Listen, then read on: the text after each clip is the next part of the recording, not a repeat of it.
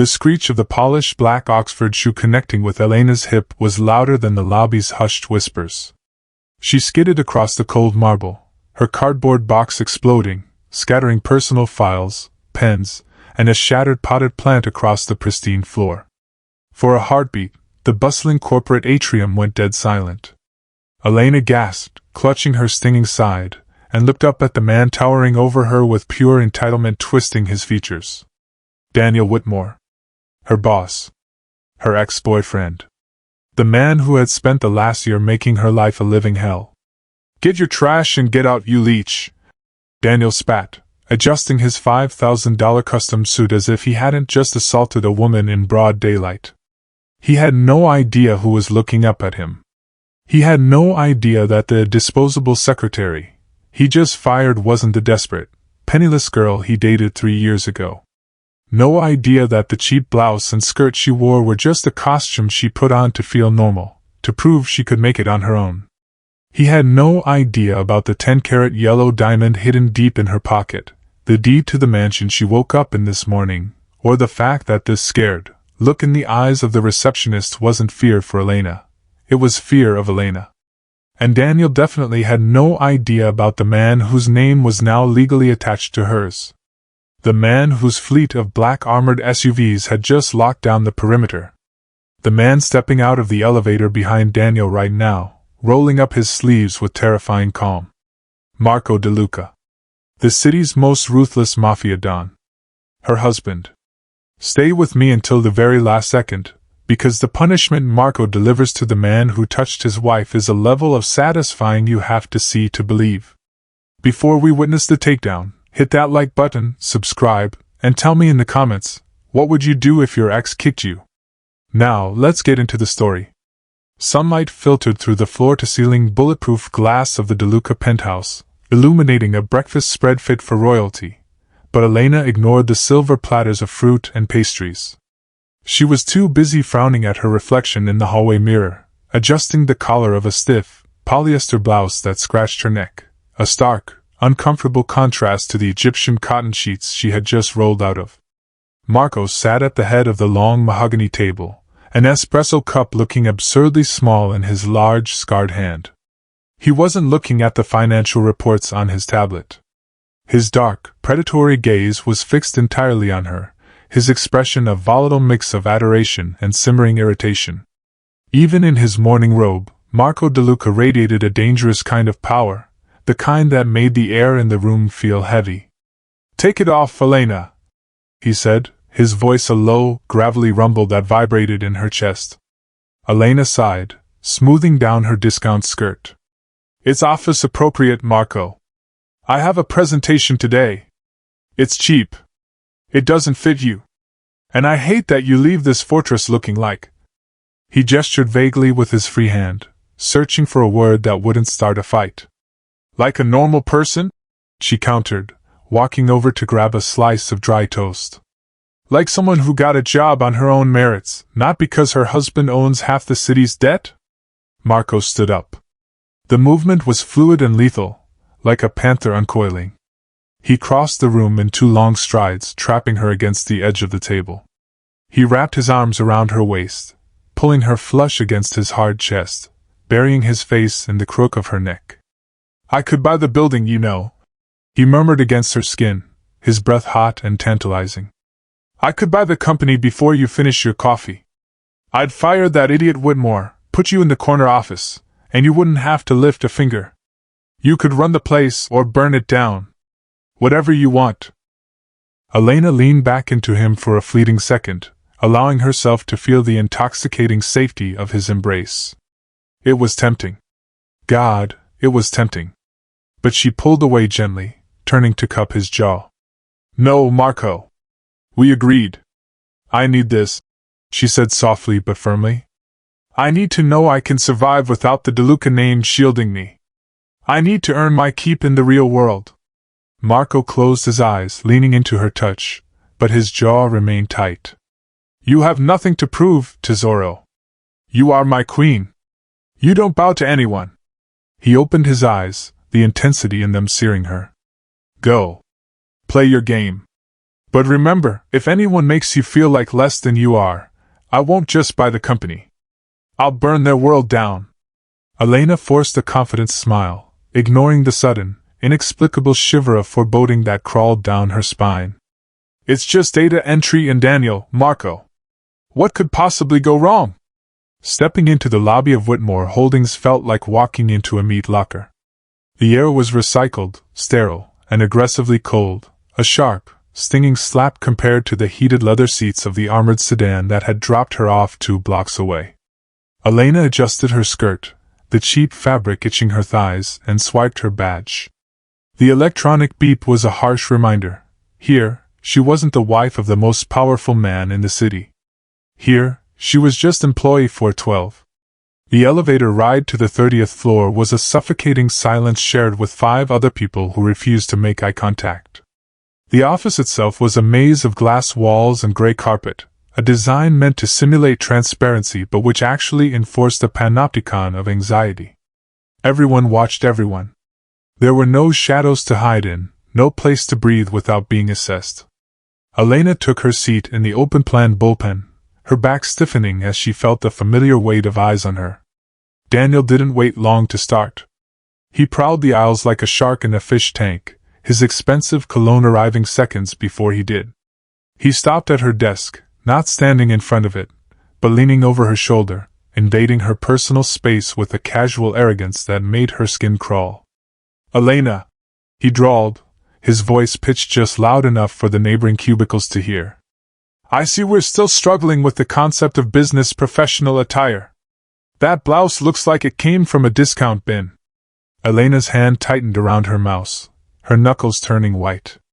She forced herself to stare at the spreadsheet on her screen, suppressing the urge to tell him that the bracelet hidden under her sleeve cost more than his entire car. "I'll do better next time, Mr. Whitmore," she murmured, playing the role of the cowed subordinate. "See that you do," he sneered. He dropped a heavy stack of files onto her desk, the papers sliding dangerously close to her coffee. "And redo the Q3 projections. The formatting is amateurish. I want them on my desk by noon. I finished those yesterday, Daniel." "You signed off on them," Elena said, her voice tight.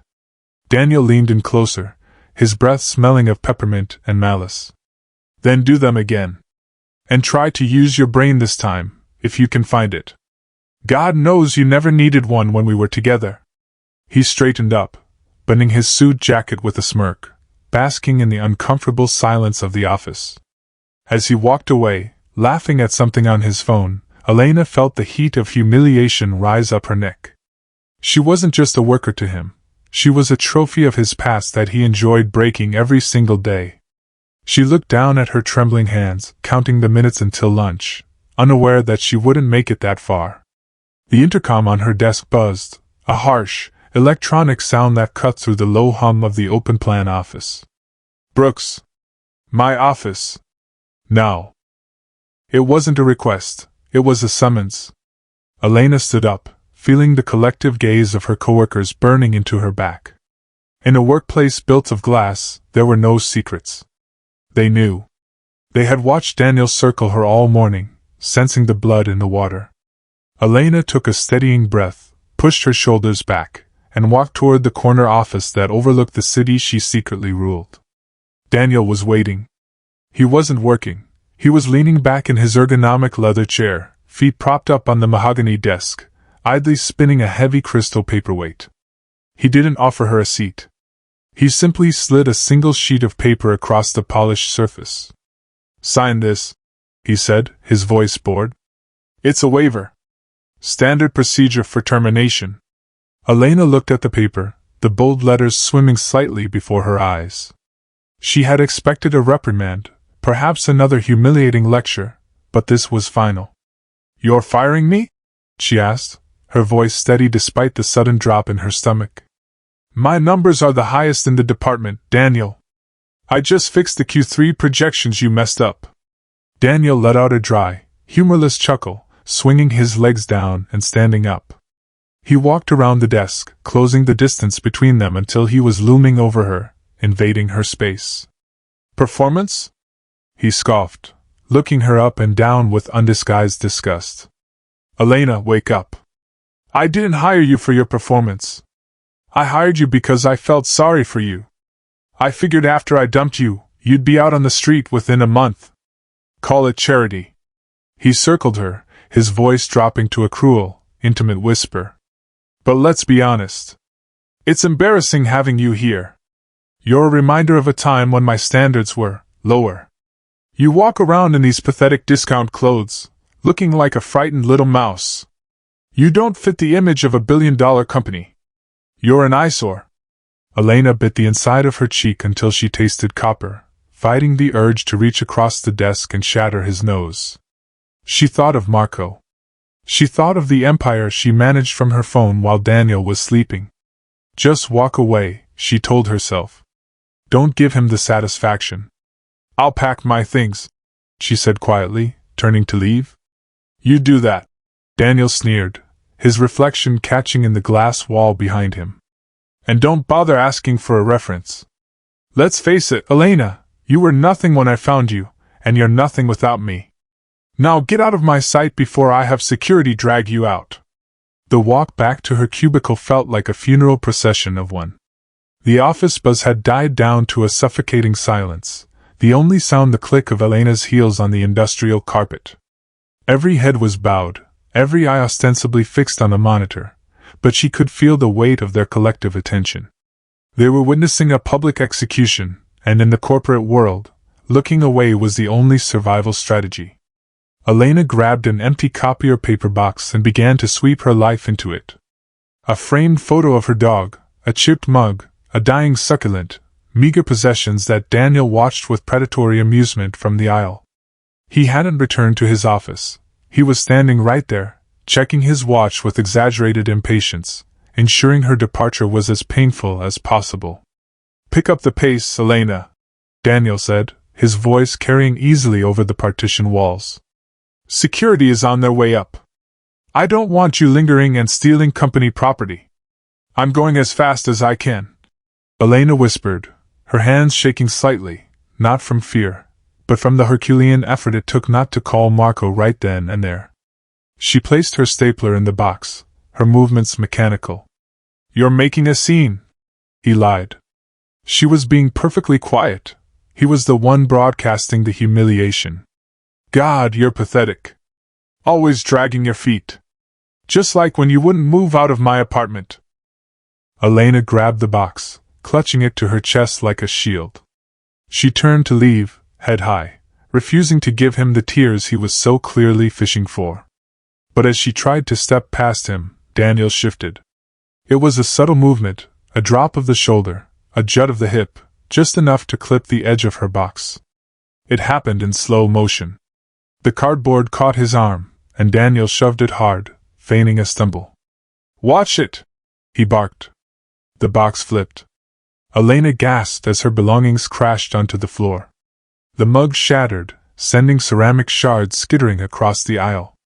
Pens rolled under the desks of her colleagues. The framed photo landed face down with a crack. "Look at you!" Daniel sighed, shaking his head as if she were a clumsy child. "Can't even walk out the door without making a mess. Clean it up. Now." Elena dropped to her knees, scrambling to gather the debris. She looked up, her eyes locking with Sarah, the woman she had eaten lunch with every day for 6 months. Sarah flinched, looked at Daniel, and then immediately turned her chair around, putting on her noise-canceling headphones. No one moved. No one offered a hand. The silence in the room was deafening, a heavy blanket of complicity. Elena realized then that the coldness of the office wasn't just the air conditioning, it was the people. She was completely alone. Or at least, they thought she was. She threw the broken pieces back into the box, stood up, and headed for the elevators, with Daniel dogging her steps, grinning like a wolf who had finally cornered its prey. The elevator doors slid open, spilling Elena out into the cavernous atrium of the lobby. The afternoon sun streamed through the revolving glass doors, promising freedom, but Daniel was like a shadow she couldn't shake. He stepped out right on her heels, his breathing audible, his presence suffocating. "I'm not done talking to you, Elena!" he barked, his voice echoing off the vaulted ceiling. Heads turned. The security guard at the front desk looked up, then immediately looked back down at his logbook, sensing the volatility of a vice president in a rage. "I'm done listening, Daniel," Elena said, gripping her box tighter and picking up her pace toward the exit. "Leave me alone. You walk away when I dismiss you, not before," he hissed, lunging forward. His fingers clamped around her upper arm, bruisingly tight. The shock of the contact made Elena gasp. It wasn't just a touch, it was a claim of ownership. Instinct took over. She didn't think, she reacted. She jerked her arm back with a sharp, violent twist, breaking his grip. "Don't you dare touch me!" she screamed, spinning around to face him. Her voice rang out, clear and defiant, shattering the polite hum of the corporate lobby. For a second, Daniel looked stunned. His hand hovered in the air where her arm had been. Then, his eyes darkened. The mask of the polished executive slipped, revealing the abuser beneath. He didn't see a woman standing up for herself. He saw a possession malfunctioning. "You think you're too good to be touched?" he snarled, his face twisting into a mask of pure, unadulterated hate. "You think you're better than me?" "I am better than you," she said, her voice shaking but resolute. That was the breaking point. Daniel didn't throw a punch that would bruise his knuckles. Instead, he lashed out with the arrogance of a man who believed the world existed beneath his feet. He drew his leg back and swung. The polished toe of his leather Oxford connected hard with Elena's hip. The sound was a sickening thud of expensive leather against bone. The force of the blow lifted her off her feet. Elena didn't even have time to scream. She crashed sideways onto the cold marble floor, her box flying from her hands for the second time. Papers fluttered down like confetti around her as she slid across the polished stone, coming to a stop near the reception desk. Pain exploded in her side, white-hot and paralyzing. She gasped for air, curling into a ball, her eyes wide with shock. The entire lobby froze. Silence descended like a guillotine. Everyone stared, the receptionists, the couriers, the clients, but no one moved. Daniel stood over her, panting slightly, adjusting his suit jacket with a terrifying calmness. He looked down at her, not with regret, but with satisfaction. "Stay down," he spat, his voice dripping with venom. "That's where trash belongs." The soft, cheerful chime of the executive elevator cut through the tension like a blade. Daniel turned, ready to scream at security for their delay, but the words died in his throat. The doors slid open to reveal not a pair of rent-a-cops, but a phalanx of 6 men in identical, sharply tailored charcoal suits. They stepped out in perfect unison, moving with the fluid, predatory grace of apex predators, instantly fanning out to block the exits. In the center of them walked Marco DeLuca. He didn't run. He didn't shout. He moved with a terrifying, rhythmic slowness, his Italian leather shoes making no sound on the marble. The fury radiating off him was so palpable it felt like a physical weight pressing down on the room. He wasn't looking at Daniel. His dark eyes were locked on Elena, curled on the floor amidst the debris of her office life. "Who the hell are you?" Daniel demanded, though his voice cracked, betraying the sudden, primal fear spiking in his gut. "This is private property. Security!" Marco didn't even blink. He walked right past Daniel as if he were a ghost, the wind from his movements stirring the papers on the floor. He knelt beside Elena, his movements shifting instantly from lethal to tender. "Amore," he whispered, his voice a low rumble that vibrated against the marble floor. He reached out, his large hands hovering over her trembling form before gently cupping her face. "Look at me!" Elena opened her eyes, tears streaming down her cheeks, the pain in her hip radiating in hot waves. "Marco," she choked out. I tried to leave." "I know," he soothed, brushing a stray hair from her forehead. "I'm here now. You're safe." He slipped one arm under her knees and the other behind her back, lifting her effortlessly. As he stood, holding her against his chest like she was made of precious glass, the dynamic in the lobby shifted violently. The receptionist dropped her phone. The witnesses who had watched Daniel bully Elena for months, the ones who had laughed at her cheap clothes and looked away when she was kicked, were now backing up against the walls, pale and trembling. They recognized the cut of Marco's suit. They recognized the heavy bulges under the jackets of his men. They realized, with dawning horror, that the poor ex-girlfriend had just summoned the devil himself. Daniel, sensing his control slipping, stepped forward, his arrogance overriding his survival instinct. "Put her down! You can't just walk in here and—" Marco turned. For the first time, he acknowledged Daniel's existence. He didn't speak. He simply looked at him. The gaze was devoid of humanity. It was the look a butcher gives a cattle before the hammer falls. Marco tilted his head slightly, and the silence that followed was louder than any scream. "Get out!" Daniel barked, pointing a shaking finger toward the revolving doors. He tried to muster the authoritative boom he used in boardrooms, but it came out thin and reedy against the suffocating pressure of Marco's silence. "This is a private corporation. I am the Vice President of Operations. If you don't vacate the premises immediately, I will have you arrested for trespassing and assault." Marco didn't answer. He gently lowered Elena's legs, but didn't let her go, instead nodding to the largest of his men. "Luca, take my wife to the car. Have the medic check her hip immediately." "Wife?" Daniel sputtered, the word catching in his throat like a fishbone. He looked from the terrifying intruder to the woman he had just kicked. "Elena? You're married to this thug?" Elena didn't look at Daniel. She buried her face in Luca's suit jacket as the bodyguard lifted her with respectful ease, carrying her away from the toxicity of the lobby. Only when she was safely through the double doors did Marco finally turn his full attention to Daniel. He took a step forward. Daniel took a stumbling step back, bumping into the reception desk. "You're trespassing," Daniel whispered, his bravado crumbling. He looked frantically at the lobby security guards. "Do your jobs! Call the police!" The head guard, a man Daniel had ignored for 5 years, slowly folded his arms and looked at the ceiling. He didn't reach for his radio. "They won't call anyone," Marco said softly, closing the distance until he was towering over Daniel. "Because they know who signs their checks. And as of—" He glanced at the Patek Philippe on his wrist.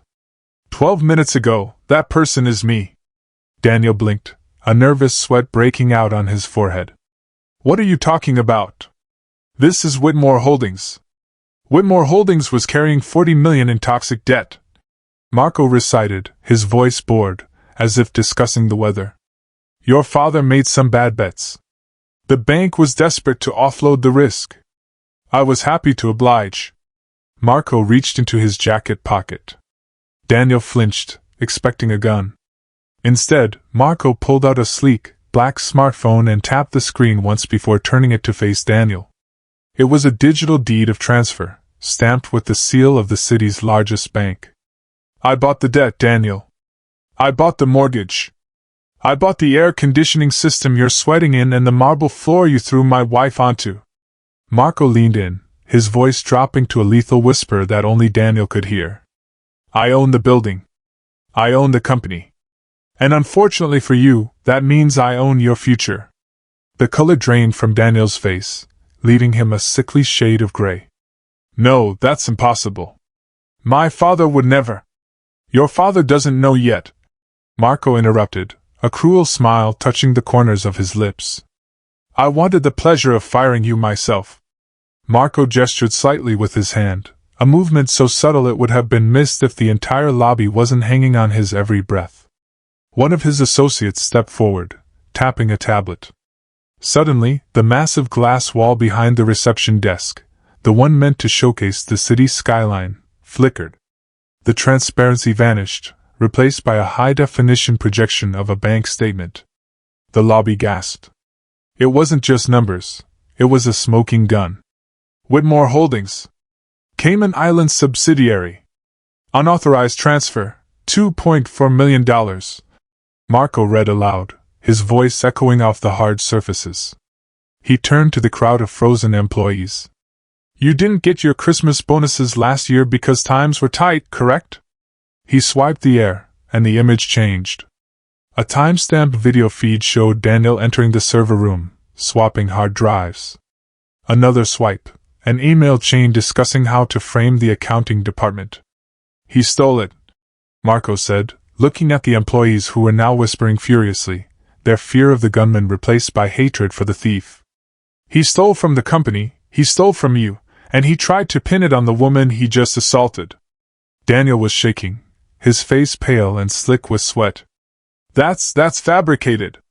You can't prove that." "I don't need to prove it to a judge, Daniel. I own the company," Marco said coldly. He stepped closer, crowding Daniel against the reception desk. "You are terminated, effective immediately. Your stock options are voided. And my legal team is currently seizing your assets to repay the debt.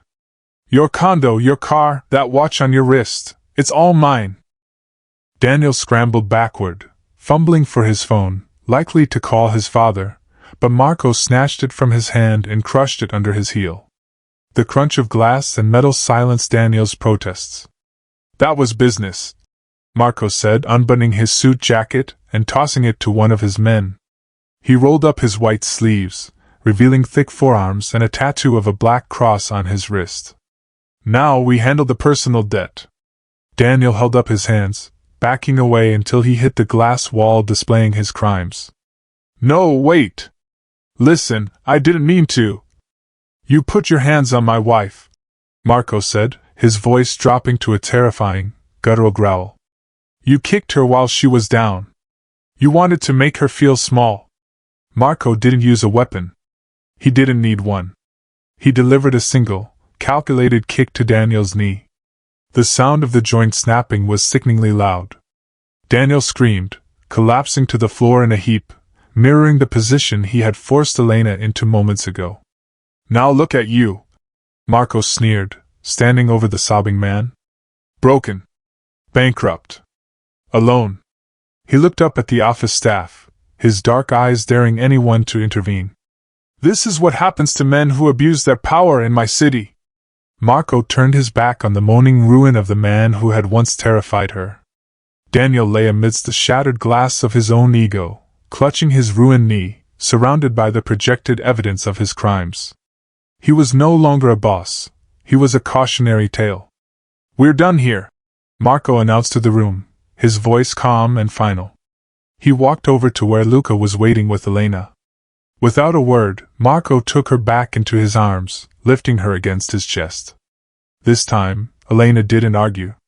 She didn't worry about her skirt bunching up or how it looked to the colleagues who were staring at her with wide, terrified eyes. She simply buried her face in the crook of his neck, inhaling the scent of sandalwood and steel, and let the tension drain from her body. The crowd of office workers parted like the Red Sea. The same people who had pretended not to see her struggling with her box now scattered to clear a path for the Don and his wife. As Marco carried her toward the exit, Elena caught a glimpse of Sarah, her lunch companion, who looked pale and on the verge of fainting. Elena didn't feel anger anymore, she felt a distant, cold pity. They belonged to this glass cage. She did not. As the revolving doors spun, sealing the air-conditioned nightmare behind them, the humid warmth of the city air hit her face. A convoy of black SUVs idled at the curb, engines purring like restrained beasts. Luca opened the back door of the lead vehicle, and Marco settled her onto the plush leather seats before sliding in beside her. "Drive," Marco commanded. The heavy door slammed shut, cutting off the noise of the street, sealing them in a private sanctuary of silence and safety. As the car pulled away, merging seamlessly into the chaotic traffic, Elena rested her head on Marco's shoulder. He reached for a medical kit from the compartment, his large hands surprisingly gentle as he began to examine the bruise blooming on her side. "I'm sorry," she whispered, her voice thick with emotion. "I wanted to prove I could be normal. I wanted to be independent."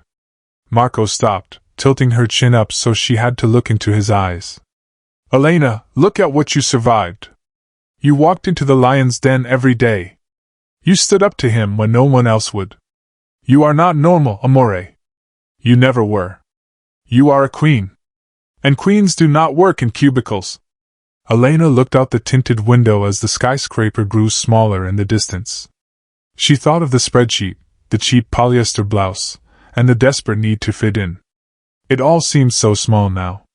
She reached out, interlacing her fingers with Marco's, the hand of a mafia boss holding the hand of the woman who finally understood her place in his world. "Take me home, Marco," she said softly, closing her eyes. "I'm done with normal."